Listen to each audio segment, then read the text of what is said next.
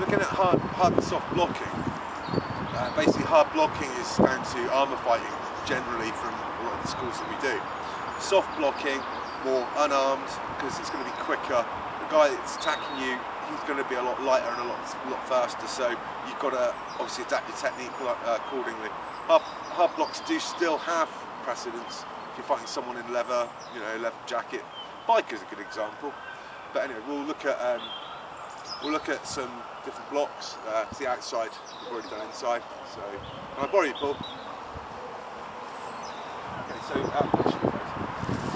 start off with soft blocks. Here I cover the elbow. Paul can't back elbow at this point, and he can't backhand me either. So Paul tries to back elbow. It's not going to happen. I've got his balance. I'm quite strong. He's not. Okay. The cover. Now I'm covering his upper body. I'm also covering his knee. I can control his balance where I want to take him. This is controlling. We can go off and do technique, but I think it's probably going to digress. Yeah, just keep basic. So from the other side, so you can see what's happening there. Punch comes in, move. I'm covering just to the underside of his knee. You know, I can roll the knee. If you've got someone particularly strong legs, kickboxer for example, Muay Thai fighter, don't rely on this because his legs will outpower you. Technique-wise, yeah, it could work, but just if it doesn't, you don't think about it. Just carry on. It's this contact here together with the knee that will do it. I bring his body across using my camo. I'm actually moving into Bujinkan here.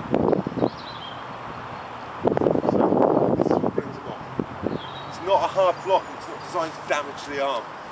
It's literally just guiding.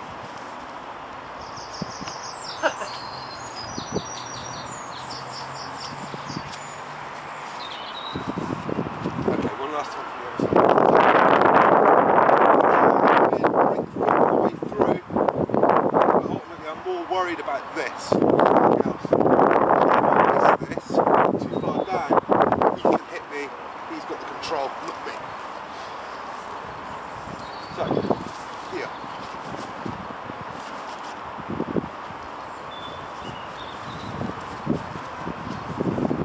Okay, yeah, enough of that because you can always rewind it. So, hard blocking. Traditionally locked. I come off 45 degrees. I rotate my hand, my knee, my hips. Here.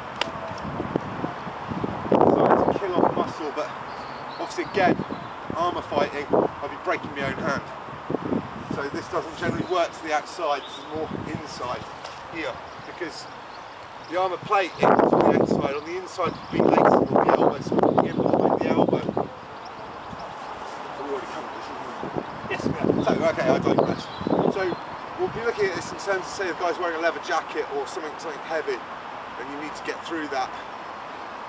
Maybe he's carrying a weapon, you want to disarm him, but you know, we can do this all day long. And so I'm just looking at specific technique which you can adapt, change, and work on. So, okay, so the outside one.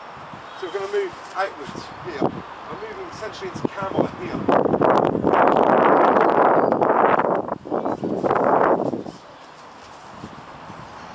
So I'm moving out here. All I'm doing is I'm putting my fist out. So Paul's arm, I'm actually about an inch inside Paul's arm by the time my arm comes out.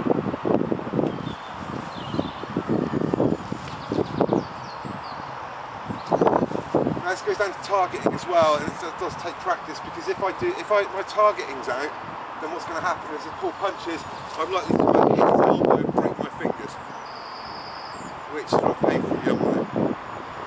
Don't want that. Sorry, don't punch that side. So out, hit. Kill this muscle. So you're probably actually hitting the tricep more than anything else.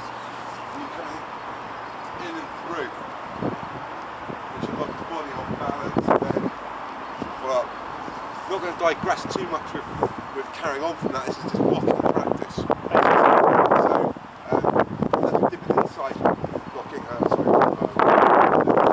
with inside we've got in between bicep and tricep, back behind elbow, front elbow, mid forearm, wrist, all back in, or fingers. Sorry. Okay. So, same with the outside. So move out. Coming up through tricep.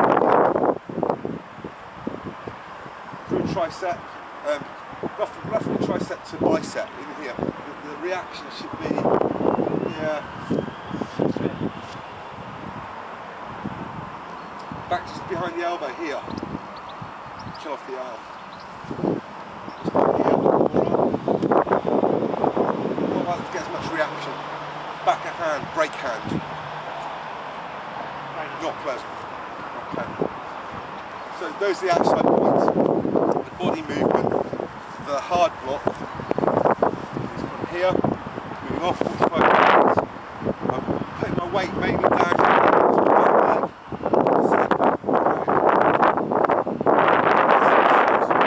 But it is. And that's why, you know, it's for armour fighting. You also have to be grounded if you're in armour. If I sat in some armour, I could show you by now. Okay, so looking more at soft blocking. With our soft block, it's more of a diversion. So as the punch comes in, I'm really diverting it. My movement, yeah, it's desperate. I need to move. I can't rely on just this, but at least he's not hitting me. He's a bit close for comfort. It's like if I don't actually block it at all, then I'm still not going to get hit by moving, and I actually have control. So the main point I'm getting at with blocking is don't try it without moving. You know, it's not like good karate sort of stuff that the sudden punch comes in, I go, oh. It doesn't work. I need to move. So here.